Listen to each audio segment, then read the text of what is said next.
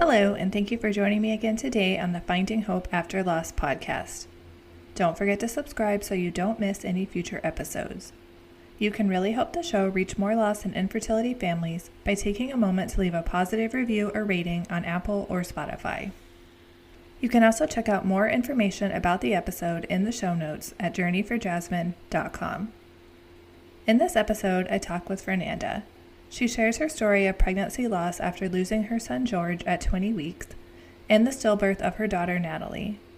She also opens up about grief, pregnancy after loss, and her mission to create the Natalie Foundation to bring rainbow clinics to the U.S.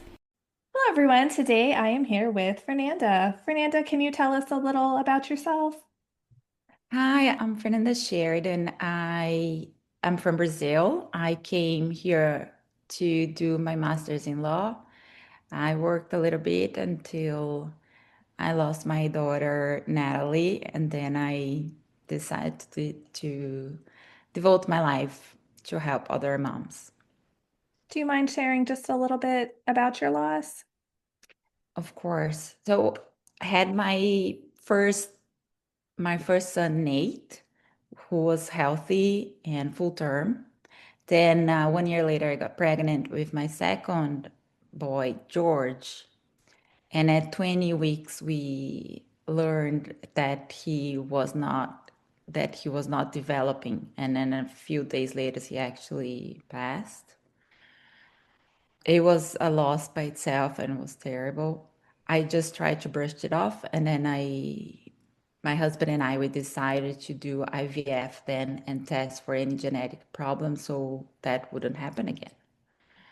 That's when I got pregnant with Natalie. And it was a health pregnancy. We passed the 20 weeks, so I was happy. The anatomy scan was fine. She was weighing 6 pounds already. I was 38 weeks. My mom had come from Brazil, helped me take care of her and my older son, who was 3 at the time. We went to the ultrasound. We did the ultrasound and they said she's not moving much. I remember that. And they asked me to have orange juice or something. I did. They were happy with the scan. It was like, everything is fine. She's learning how to breathe. You're ready for labor. Okay.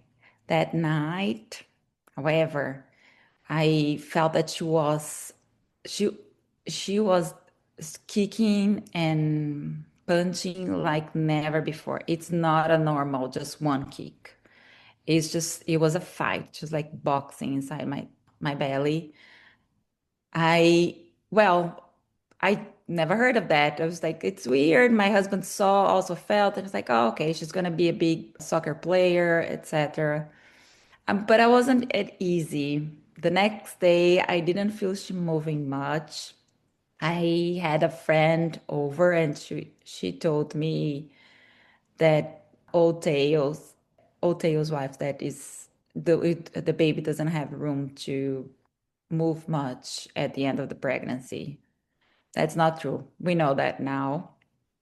I called my doctor and she said, no, don't worry. She doesn't need to move every hour, but she needs to move every day. What I was feeling was actually her body moving.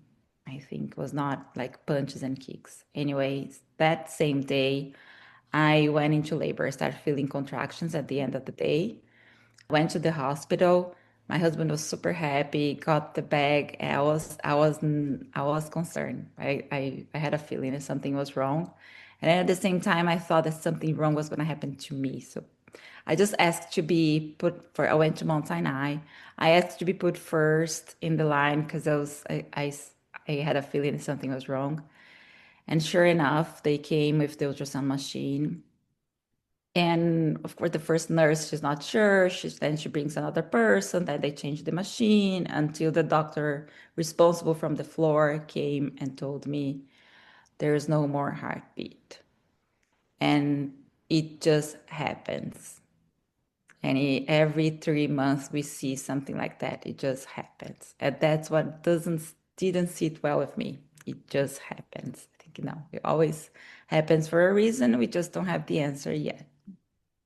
Yeah, I don't like that either. It seems so dismissive of the experience and like, well, I mean, it almost seems like they're like, well, it happens. Just go ahead and try again, Like it doesn't seem like it's taking like the seriousness of it and how it's affecting those who have gone through it. Yes. Yeah, I do an analogy with the seat belt. Okay. People will die in the car accident without the seat belt. It just happens. Yes, until you come up with something that makes it more safe. And the same, like it just happens because you don't know the answer. It's not because it's just an accident. So did they not give you a reason, or was yours just undetermined, or did they figure anything out? So the that's another thing. We don't have many perinatal pathologists in the country. So it was a regular pathologist that did her pathology, her autopsy. And what I've learned from that is that the umbilical cord was too long and that the placenta had hematoma. Years later, I reached out to a perinatal pathologist, a placental pathologist specialized, sent the slides, and he came back and told me that he thinks was she compressed the umbilical cord and it led to a placenta abruption. So probably that's why she wasn't moving much at the ultrasound and that she was fighting for her life at night. It's one of those things like I always feel like I want to know the reason why it happened because I just want to know, but it doesn't make it better. Yeah. It just gives you information basically. Yeah. But there's a part of me, I don't know, some moms I think might feel the same way. I it was good to know that was not my fault because I think for those 2 years until I had some answers, it was always like I did something, I did something, I did something, you know? Oh, I understand that completely. We lost Jasmine due to just a random chromosomal issue, and we weren't carriers of it or anything, but I still felt like it was my fault that this happened, because that's what we do. We blame ourselves as moms, but it's nothing we did. No, it's nothing we did. So it was good to learn that. And then what I thought was like, my body kills baby. So how am I gonna get pregnant again and make sure that's not gonna happen again, right? That's a terrifying thought. I mean, I feel like it just ruins pregnancy for you. After that, it's like no pregnancy is that, No, carefree and happy, and you're not that anymore. no. I'm thinking about the nursery. No, no, it Yeah. doesn't happen. It's always if the baby comes home, not when the baby comes home. And it's sad that we have to be like that. It takes all the joy out of it. It does, and it is sad that it's a prevalent problem that we see here in US. It's not rare. It's just people Yeah. don't talk about it. I'm curious, since you're originally from Brazil, do they talk about loss there, or is it kind of still not a talked about thing? No, no, and I'm gonna tell you that my one of my closest friend had a loss before me, like 3 years before me. I didn't understand whenever she would say, I have three kids. I'm like, no, you just have one. So I was that ignorant person on the other side, not really acknowledging what it was to have lose a baby. I had a perinatal loss. And unfortunately, Brazil was way behind. It is way behind US. She wasn't treated well as I was. People knew how to handle stillbirth at Mount Sinai. They brought the baby for me to see. They insisted that I would spend time and take pictures with the baby. Nobody would come and ask if how is the baby or something like that, the way she experimented in Brazil. Oh, They didn't yeah. put like a sign in her door. Yeah, no, no, Brazil is it's like 50 years behind. Yeah, it's just so hard when, I mean, obviously as you said, there's a lot of work still in the US to be done. And then to think Yeah. about how it's different in other countries, some better, some worse, it's just no It, country's the same. no country is the same. I think we need to look for the countries that were able to decrease stillbirth rate and try to emulate whatever they did and try to emulate it Yeah. here. Yeah, no, I definitely agree with that. Yeah. So, do you want to talk a little bit about the Natalie Foundation and what led you to create that? Yeah, so exactly. It was on my searching for the right doctor to have would be my fourth pregnancy after my first one and the two losses. And I saw, I think, like seven doctors in Manhattan, and nobody could tell me, no, that's not going to happen again. They were always like, well, I don't know, let's do the genetics test. And it was always fine. And they didn't calm me down. By that time, I started going to seminars and listening more about stillbirth. I was very compelled to start studying about stillbirth. That's something that I've never heard before. And then I learned in one of the symposiums I learned about the Rainbow Clinic in UK. And they had like 900 patients at the time and just one recurrent loss. All those 900 patients were patients that had a loss. So I learned that after you have one loss, you're 5 times more likely to have another one or to have a bad pregnancy outcome. And then I told my husband that I was just gonna get pregnant if we would go to Manchester in England, which was not, of course, not feasible. And that's when came the idea of like why we don't have this kind of clinic here in US. So it was a work in progress, like talking to my husband, and then I talked to the doctor in UK, which he was very receptive. He created the model, and then he explained how we could do that in here.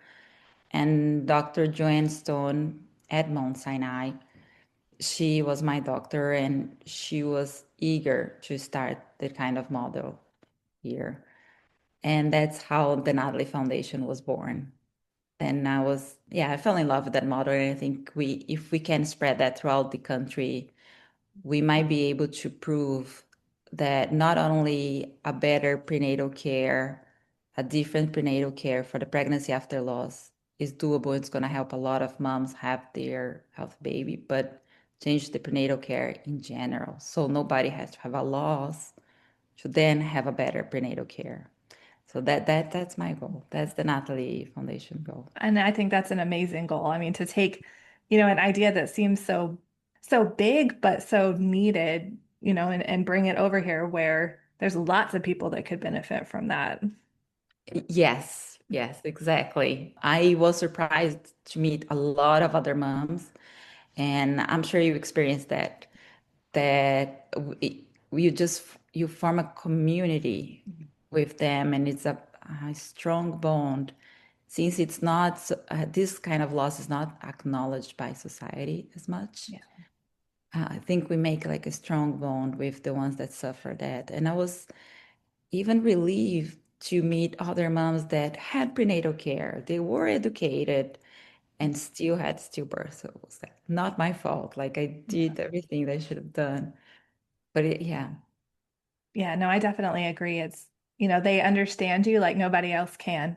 Somebody Yeah. who hasn't been through a loss, they can try to understand, but they will never fully understand unless, it's someone who's been through it.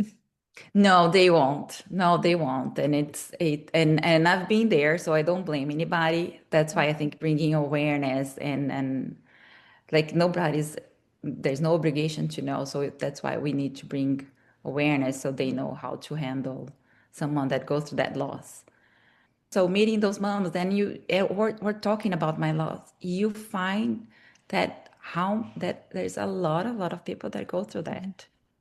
that. Some people that I didn't know, like even in my family, they're like, oh, that happened to so and so. Oh, that happened to. So like, oh, my cousin, so she would have a brother. I didn't know. Nobody talked about it at the Yeah. time. And my husband's friend also had a brother that was stillborn, and the parents were there celebrating their 50th birthday in the cemetery. Anyways, and we didn't Yeah. know. Yeah, it's crazy what you don't know until it happens, and then suddenly people are willing to open up about it. Yeah, then people, exactly, and people want to share. So what sets a rainbow clinic apart from just a normal clinic? So the Rainbow Clinic, we get an obstetric clinic with an MFM that is open running, but they're gonna dedicate more time to that mom, the mom that had a loss. They're gonna have like extra exams. They're gonna have additional times in the appointments. And if that mom needs more reassurance, or even the doctor needs more reassurance, they're gonna go to the clinic for other visits. The people involved are trained, and that's a training made by lost moms. So it's a sensitivity training to help the moms cope with the second that pregnancy and the anxiety that a pregnancy after loss bring. So nobody's gonna ask the mom like, "Is this your first pregnancy?" Or "No, you cannot come this week because your red came last week," and put them in a spiral, in a bad spiral again. Or so they're gonna accommodate any triggers. They're gonna form a team. So it's a multidisciplinary obstetric clinic with a sensitivity care that they're going to look closely to the mom, if possible, if it is possible to know the cause of the death of the baby. That's helpful. They're going to investigate. If not, they're gonna do all the exams necessary, and they're gonna watch you like a hawk. That's the idea. Like I know moms and doctors, they just admit the patient sometimes and watching them like day and night. So they have the baby. And sometimes we need that. I mean, I'm pretty sure me, along with a lot of other lost moms, would just be there every day. Like, can I just have an ultrasound every day, please? Just make sure Yes, everything's exactly. okay. And then, yeah, regular doctors just look at you like you're crazy. Like, no, you had one like a month ago. I'm like, yeah, that was a whole month ago. It was a whole month ago. Yeah. Do you think nothing changed? No, it does. It changed, and in my anxiety also it helps because the anxiety and the stress itself can lead to a bad outcome in pregnancy. Mm. So that's the idea of lower the stress, hold hands with the mom, and apply what we have the best in medicine in the exams. So right now, is that the only rainbow clinic in the US or are there other ones? No, so it started the Mount Sinai started in 2022, the end of the pandemic. And then Columbia University started its own in 2024. This year, we have University of Utah launch its own pregnancy after loss clinic. Penn State just launched one, and we have a few more coming the end of the year in February. Oh, that's Have exciting that it's four more starting to like coming. get traction. It is, it is. They are reaching out. So which is good. It's not even, I thought it was going to be something that I would have to sell to hospitals and go and tell them. But no, they are coming and reaching out and saying, we want to bring that to our hospital, to our institution. And there's a lot, I can't say that for real, but I see a lot of women as chair in the obstetric department of the hospital. And I do think that changed perspective. They're seeing they can empathize more with the moms that go through that, and they're like very eager to have a better prenatal care for those moms. I love that. I think that's great. Yeah, I'm yeah. I curious, met are there, oh, go ahead. no, I met OBGs that hadn't stillbirth themselves, so Yeah. they are working also too. Yeah, they're not immune to it as much as we think, they No, are. no, no, and they blame themselves even more. Are there any plans to have any in Texas? I'm curious. Oh my God, I would love to. We can talk about it. There's none going to Texas right now. We didn't have conversation, but we have some in the two in the West Coast. One here in Connecticut that's gonna open. I think that's it for now. Well, if there's anything I can do to help bring one to Texas, because Oh, that's where I am, I would love to see one here because that's something I wish I had had and I didn't. So, Of course, so I would love to. Like we can talk to the University of Texas or any other institution that you might you might have connection or you think they might be interested. And so far, any institution that I reach out and I send the papers, the research, they love and they want to know how get on board. And we have a whole process on how to get on board, and all. It might take 6 to 1 year, 6 months to 1 year. Yeah. okay, yeah, I'm definitely going to think about that and I'll talk with Okay. you about that more. Okay. Okay. Perfect. Perfect. So, do you have any suggestions for moms going through pregnancy after loss who maybe don't have access to a clinic like this? That was a great question. I think we could do something to help them. So, one, I think don't go to the appointments by yourself. Always have someone. Write down the questions you have. Do not leave the office without having those questions answered. Write down, like so you can advocate for yourself. And I think that the second person with you is going to help you, is going to give you is going to empower you to advocate for yourself and for your baby. During pregnancy, we shy away, and it's a cultural to be afraid of asking things in the doctor. But when is you have a baby in your arms, you fight hard. So pretend that that baby's in your arms, like you're already a mom. You are already a mom. That's not even pretending. Like fight for it. The other thing that I can say is that some institutions like Mount Sinai, Yale, they do telehealth. So if the person is in another place and wanna reach out the doctors just to make sure everything is going accordingly, I think they can try telehealth. Oh, that's good to know. I didn't even realize that would be an option. Yeah, there might be some, it might be tricky from state to state, Mhm. law-wise, but I think that's something they can do. The other, it's write down the questions and ask for exams. Like I want to see the umbilical cord, I want to see the placenta, I want to make sure everything's working, the blood flow, etc. Yeah, it's all these things that you don't think about because you assume the doctor's checking everything, and then you Yeah. hear that they actually don't check these things, and it's like, what? Yeah.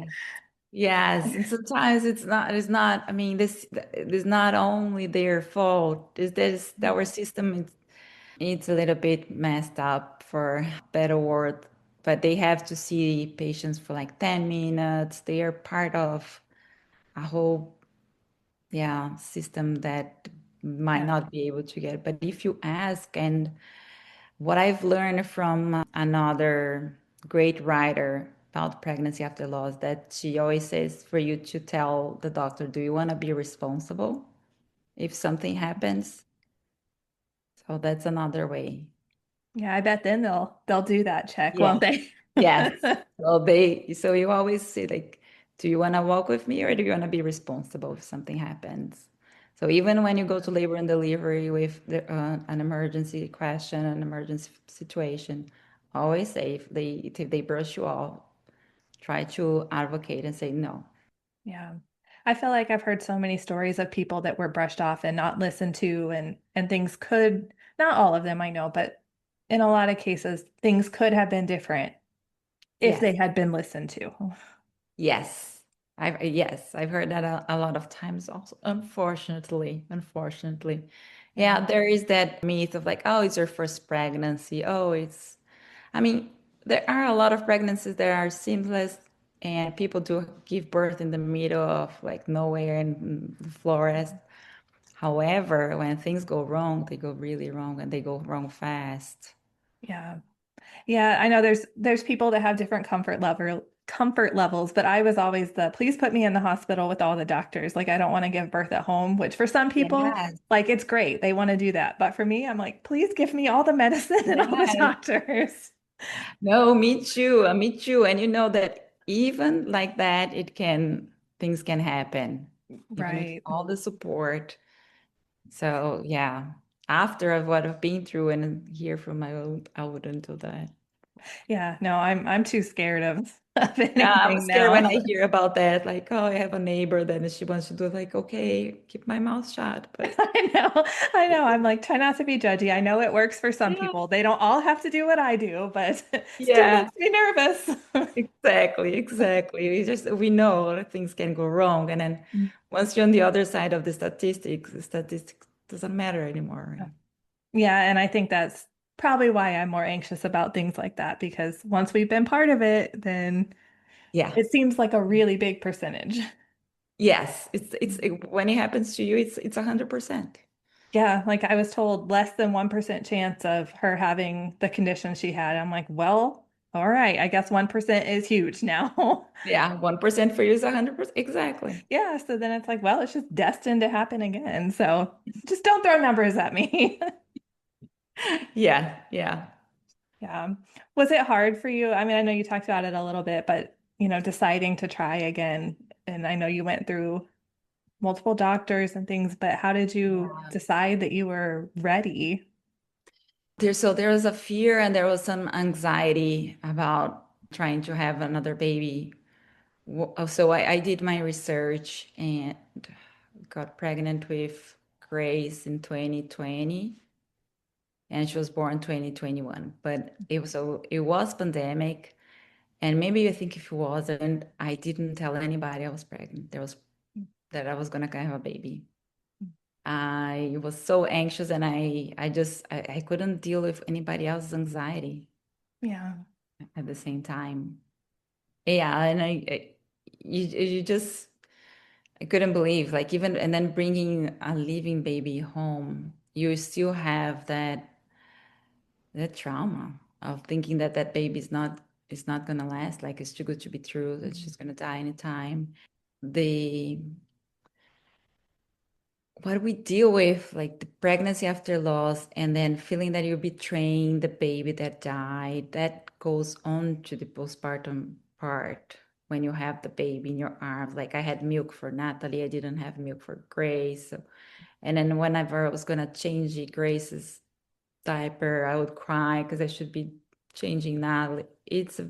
Your brain is so confused at the Yeah, time. It I takes a while. found a lot of unexpected grief coming up. Because Yes. like you said, it's like every little thing you do with your living baby, you're like, I should be doing this, or I should have been able to do this with the one that's not here. And it's a lot of mixed feelings. It is a lot of mixed feelings. The majority gets pregnant even sooner than 2 years. So the grief is still very present. It is still sharp. It's Yeah. because it never goes fully away. You get better. It's not, it's not that intense. But then when she was born, and it reminds me everything. It was hard for me to celebrate that baby without the anxiety and all the mixed feelings that I had with the law. Yeah, it's a lot. I mean, it is just like It's a lot. emotional overload, like the loss, like Yeah. being pregnant after, the parenting after, just all of it. Just all of it. I had an aunt, and she really helped me. I wasn't able, for instance, to read the same books that I had for Natalie, for Grace. I'm like, I can't read the book. I started crying. And she's like, no, okay. So you're gonna buy new books. And the clothes, like, I can't use the same clothes. And then she said, well, this is hand me down from her sister. So I started looking in another way in everything. It was like, okay, they're sisters, they're both loved. Yeah. One is not, it's not erasing the other. And then with time, things got better. I had kind of the same thing because we lost Jasmine and then my rainbow was also a girl and I struggled with that like all these clothes that were for her, do I put them on her, do I not? And so I ended up doing the same. I did let her wear them, but I saved a few that were just hers. Yes, I did the same. I put it like in a keepsake, and that like looks a lot like Natalie. Yeah, it's just those special things that can be just theirs because that's all we have. That's all we have. That's all we have. Yeah. Oh. Do you do anything like special for her birthday or for? any special dates like during the year? For her birthday, I always light a candle, and weekly I buy yellow roses or yellow flowers, weekly, bi-weekly. For some reason, I don't, so I'm not a person that like hot colors like yellow or orange, but every time that I was gonna buy flowers for her, the yellow popped up. So I think that's her favorite color, what I like to believe. So then I buy I love that. yellows for Like a her. sign from her, like, I want those. I I don't know. We don't know what's between Earth and heaven, but oh my God, yeah. So it is a weird. I had a weird feeling, so I'm like, okay, she likes yellow. I mean, I definitely think they send us signs, Yeah, and yeah, sometimes they're unexpected, like yellow flowers, yes, or just whatever it may be. But it's like you can kind of feel them there with you. yes, exactly. And even with the nonprofit, sometimes I run into people that really help me in some ways, and I'm like, oh my God, I'm sure Natalie is like working a lot over there to help me with that mission. I definitely think they try to like connect us with certain people, like, here, let's nudge you that way, and. Yes, yes, I do think so too. So if people were wanting to find out more about the foundation or with the Rainbow Clinics, do you have like a website or where would they go for that? Oh yeah, I have a website. It's nataliefoundation.org, and also on social media, Natalie Foundation _org. And my email address is fernanda@nataliefoundation.org. I'll be happy to chat. Is there anything else that you'd like to share or add about anything? I wanna acknowledge every mom that's been through that and said I'm sorry, and I wish there was more we could do. But I also wanna give hope. Mm. I think it's good to have hope that it can happen. You can have your healthy baby. Yeah. Well, I'm very excited to see all the clinics open and, see if I can help and get other people to help bring more here because it would be amazing to have one in every state. Oh yeah, that's the idea. And from then on, and then we want to go to the maternal desert places and small clinics. I don't want just the big one, but yeah, there's a lot of working, but it's a lot of things happening also. Well, thank you so much for coming on and sharing your story with us today. Thank you so much for inviting me. I love the podcast. I love what you write about it. Jasmine, also, thank you. Thanks for bringing awareness. Thank you so much, Fernanda, for sharing your story with us. Don't forget to subscribe so you don't miss any future episodes. If you like the show, please leave a positive review or rating on Apple or Spotify. It only takes a moment and really helps the show reach more loss and infertility families. Thank you so much for tuning in, and remember, we are all in this together.